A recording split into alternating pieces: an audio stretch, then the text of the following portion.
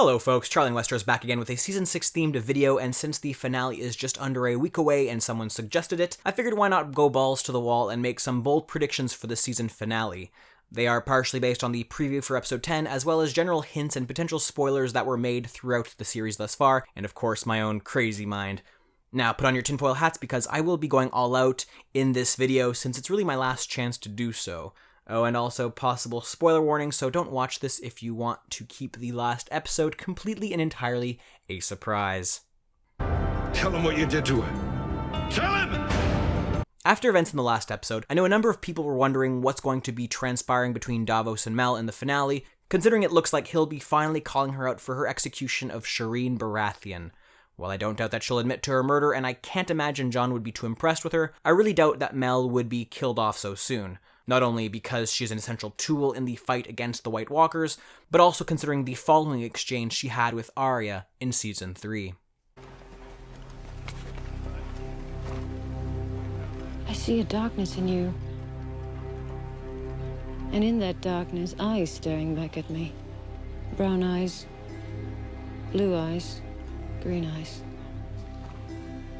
Eyes you'll shut forever. We will meet again. As we all know, Arya hasn't yet met up with Mel, and I don't think she will this season, as I do believe Arya is well on her way to the Riverlands. We've already seen Retribution against one half of the Red Wedding culprits, and considering Arya killed off one individual in episode 10 of last season in Meryn Trent, I don't doubt the season finale will be Walder Frey's turn to pay for his sins and allow Arya to complete another notch off of her kill list. More specifically, I think Arya will infiltrate the Lannister-Frey celebrations at the Twins via killing one of the unsuspecting members of the family. Probably Walder Frey's new sheepish-looking wife in a nice mirroring to Catelyn Stark, and probably use that disguise to poison the entire family. Yes, I realize this is one theory/rumor regarding the poisoning that is already circulating, but it does make the most sense, and here's why. For one thing, Sansa Stark made a comment to Ramsay that she has intentionally extinguished the very existence of House Bolton last episode, and I am certain Arya will do the same to the Freys next episode. Moreover, Bran recounted the following tale in the Season 3 finale. You ever heard about the rat cook? No? Who's he? Just a cook in the Night's Watch. He was angry at the king for something I don't remember. When the king was visiting the Nightfall, the cook killed the king's son, cooked him into a big pie with onions, carrots, mushrooms, and bacon. That night, he served the pie to the king, who liked the taste of his son so much, he asked for a second slice. The gods turned the cook into a giant white rat who could only eat his own young. He's been roaming the Nightfort ever since, devouring his own babies. No matter what he does, he's always hungry. If the gods turned every killer into a giant white rat... It wasn't for murder the gods cursed the rat cook, or for serving the king's son in a pie. He killed a guest beneath his roof. That's something the gods can't forgive. Needless to say, I think Arya will be serving up some poisoned Frey pie next episode, as it would be the perfect ending for the Frey family indefinitely.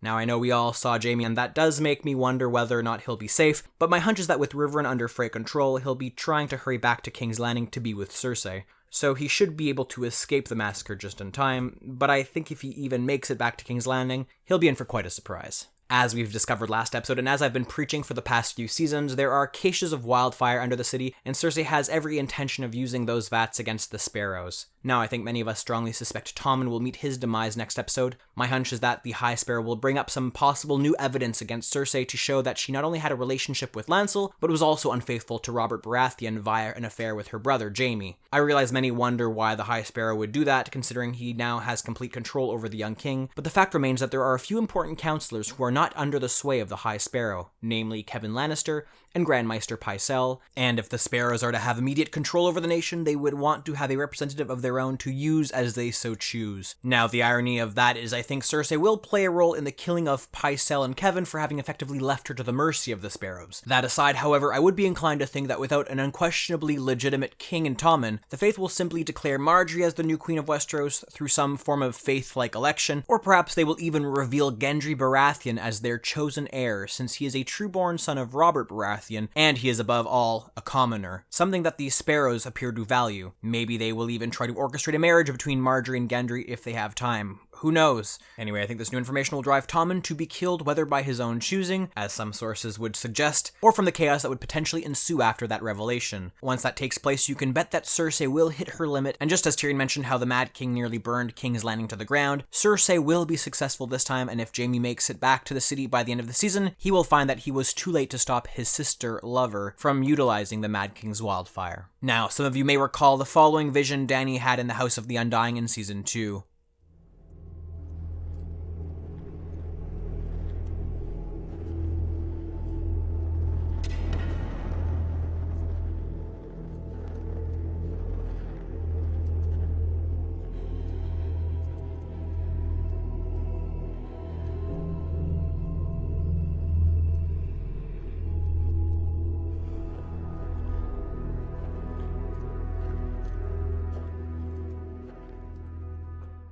Well, I think this vision is the outcome of Cersei's madness, not the result of Dany's dragons burning down the Red Keep. Also, my hunch is that Loras Tyrell will be tragically killed this episode, but I am still holding out hope that Margaery will make it out of the city.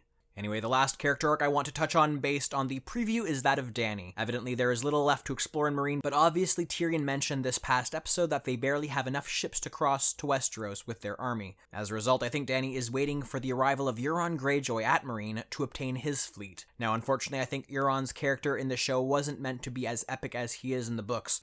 I could totally be wrong, but since the show has been rushing through the internal human conflicts, I think the Euron-Yara power struggle will be wrapped up next episode.